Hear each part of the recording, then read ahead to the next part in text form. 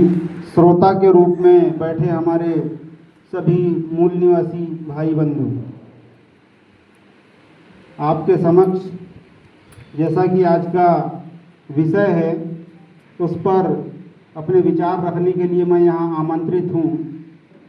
अभी कुछ समय पूर्व हमारे कुर्मी जी के द्वारा वक्तव्य दिया गया, बहुत अच्छा वक्तव्य दिया गया, और मैं एक उद्धरण याद दिलाना चाहूँगा बाबा साहब से संबंधित। बाबा साहब जब इंग्लैंड में शिक्षा अध्ययन कर रहे थे, वहाँ एक कोटेशन लिखा हुआ था,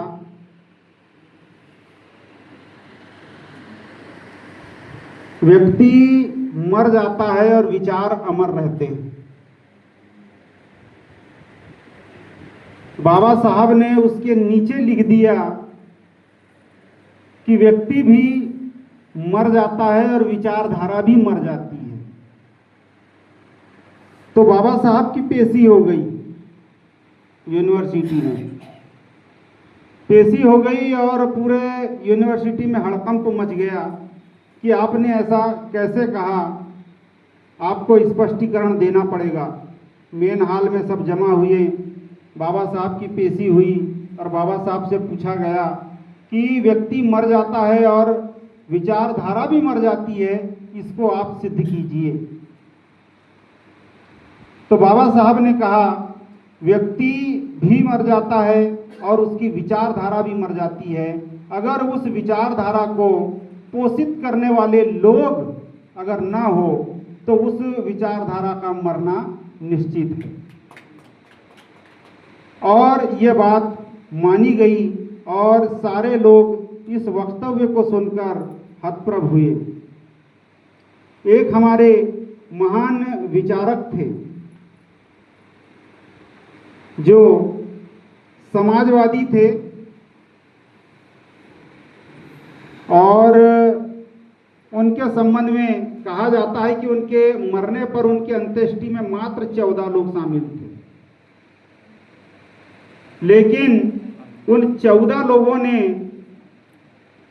उस महामानव की विचारधारा का ऐसा प्रचार प्रसार किया कि आज सारा संसार जानता है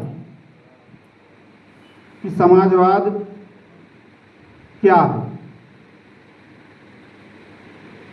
उसी प्रकार ये जो मिशन और ये जो विचारधारा हम फूले अंबेडकर की चला रहे हैं, महापुरुषों की चला रहे हैं, इस विचारधारा को अगर प्रचार प्रसार का खाद पानी अगर न मिले तो निश्चित रूप से ये विचारधारा भी एक दिन मर जाएगी। और इसका प्रयास विरोधी लोगों के द्वारा 24 घंटे किया जाता है। हम पता नहीं कितने सालों बाद आज सागर के इस स्मृति गार्डन के सभागार में एकत्रित हुए हैं। वो बीते जमाने की बात थी और ये आज के समय हम बुद्धिजीवी लोगों के लिए चिंतन का विषय है। अब मैं आता हूं विषय पर। मुझे इसमें कोई शंका नहीं है कि पूंजीपतियों की गुलामी राष्ट्र को ले डूबेगी, क्योंकि वर्तमान हालात ऐसे ही दिखाई दे रहे हैं और देश का बुद्धिजीवी वर्ग मूक दर्शक बना देख रहा है। क्योंकि पिछले कुछ वर्षों में निजी पूंजीपतियों पर देश की सरकारें किस प्रकार मेहरबान रही है, यह बात देश की आम जनता से छिपी नहीं है। और आज भी निजी पूंजीपतियों की सेवा में तत्पर दिखाई देती है, लेकिन यह पूंजीपति देश हित नहीं बल्कि स्वयं हित के लिए काम करते हैं और देश की जनता का इनको ध्यान नहीं रहता तथा देश की सामान्य जनता शोषण से भी इनको कोई गुरेज नहीं होता। आए दिन उनके शोषणवादी चक्र पूरे देश पर छाए रहते हैं। देश में आर्थिक समानता लाने की नीतियां सरकारों ने नहीं बनाई, बल्कि पूंजीपतियों को हर संभव मदद करके देश में आर्थिक विषमता पैदा करने का घिनौना काम सरकारों के द्वारा अब तक किया जाता रहा है। पूंजीवाद को समझने का प्रयास अगर हम करें तो सीधे शब्दों में हम ये कह सकते हैं कि पूंजीवाद वह आर्थिक व्यवस्था है जिसमें पूंजीपतियों के हाथ में पूंजी होती है, न कि सरकार के हाथ में। सरकार के हाथ में कुछ नहीं होता है, पूरी पूंजी पूंजीपतियों के हाथ में होती है। और इसका तरोताजा उदाहरण आप बंच ऑफ थॉट, जो आरएसएस के गुरु गोलवलकर जो सरसंघ चालक रहे हैं, उनके द्वारा लिखी किताब बंच ऑफ थॉट आप पढ़ेंगे तो उसमें निचोड़ आपको यही मिलेगा। दूसरा, सावरकर का जीवन परिचय शमसुल इस्लाम नाम के एक लेखक ने लिखा है, जिसमें सावरकर अपने विचारधारा के लोगों को इसी प्रकार की मानसिकता से लैस करने का प्रयास करता है, जिसने तत्कालीन समय में अंग्रेज सरकार से 11 बार माफी मांगी थी।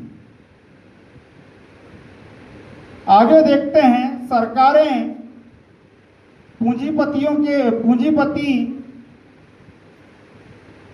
का सहयोग तो करती है, लेकिन सरकार केवल कानून और व्यवस्था का काम देखती है। बड़े बड़े उद्योग पूंजीपतियों के पास होते हैं, बाजार व्यवस्था पर सरकार का नियंत्रण नहीं होता। मांग एवं पूर्ति के आधार पर पूंजीपति वस्तुओं के दाम निर्धारित करते हैं और मन मुताबिक लाभ कमाते हैं।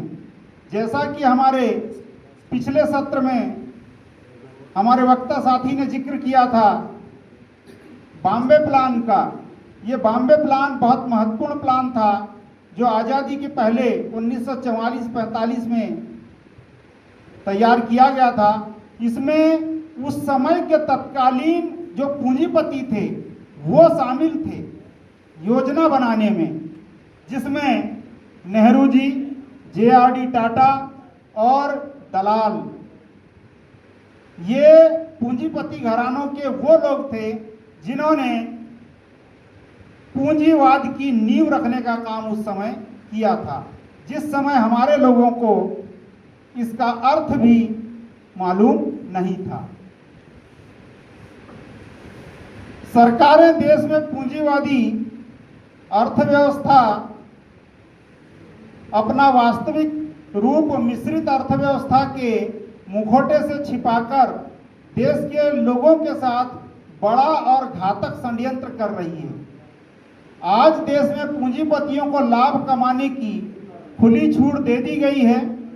इसका परिणाम यह देखने में आता है कि हमारे देश की सरकारें तक इनके आगे नतमस्तक होती है और इन पूंजीपतियों को लाभ पहुंचाने का काम कर रही है।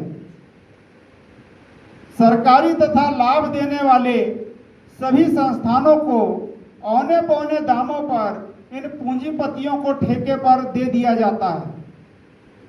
सरकार में बैठे मनुवादी सरकारी संस्थानों को कमजोर करके अदानी अंबानी जैसे देश के बड़े पूंजीपतियों को सौंप रहे हैं। इसमें आप कई उदाहरण देख सकते हैं। अंग्रेजों के शासन काल के पश्चात कांग्रेस के समय अब नए पूंजीपति सामने आ रहे हैं, जिसमें टाटा, बिरला अनेक नाम शामिल हैं। भाजपा के समय फिर नए पूंजीपति सामने आ रहे हैं, अडानी, अंबानी, अजीम प्रेम जी। ये नए पूंजीपति हैं जो नई सरकार और नई विचारधारा के साथ हमारे सामने हैं। देश में होने वाले बड़े घोटाले भी इन्हीं पूंजीपतियों के द्वारा किए जाते हैं, जिसमें देश के श्रमण संस्कृति के बहुजन समाज के लोगों का धन और उनकी मेहनत धड़ल्ले से लूटी जा रही है। पिछले कुछ वर्षों में ऐसे पूंजीपति देश को लूटकर देश के बाहर भगाए गए हैं जिनके बारे में आप सभी जानते हैं। उनमें से कोई भी व्यक्ति SC, ST, OBC या माइनॉरिटी से रिलेटेड नहीं है। और इसके आगे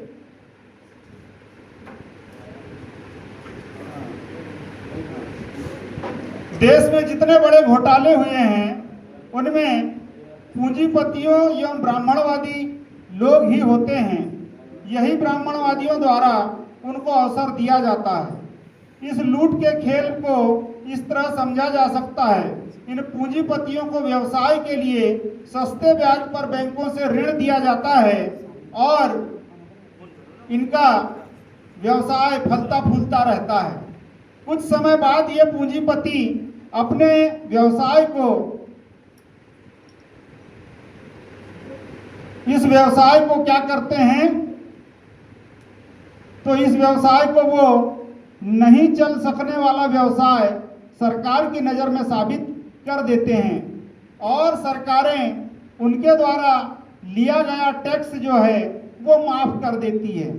और जिसका टैक्स माफ़ नहीं करती है वो टैक्स दिए बिना देश छोड़कर भाग जाते हैं। लगभग 5000 ऐसे पूंजीपति देश छोड़कर भाग चुके हैं। इन चीज़ों को हमें समझना होगा। फूले जी के द्वारा 2 दुश्मन बताए गए हैं, एक सेठ जी और एक भट्ट जी। इन दोनों से हमको सावधान रहने की आवश्यकता है। डॉक्टर आम्बेडकर ने भी पूंजीवाद के ऊपर अपना बहुत गहन चिंतन प्रस्तुत किया है। उनने पूंजीवाद के ऊपर और रुपए की समस्या के ऊपर ही अपनी थीसिस लिखी है, जिसको पढ़ने पर हमें बहुत ज़्यादा जानकारी और बहुत ज़्यादा ज्ञान मिलेगा। मैं अपने इन्हीं शब्दों के साथ वाणी को विराम देता हूँ। जय भीम, जय भारत, जय संविधान। धन्यवाद।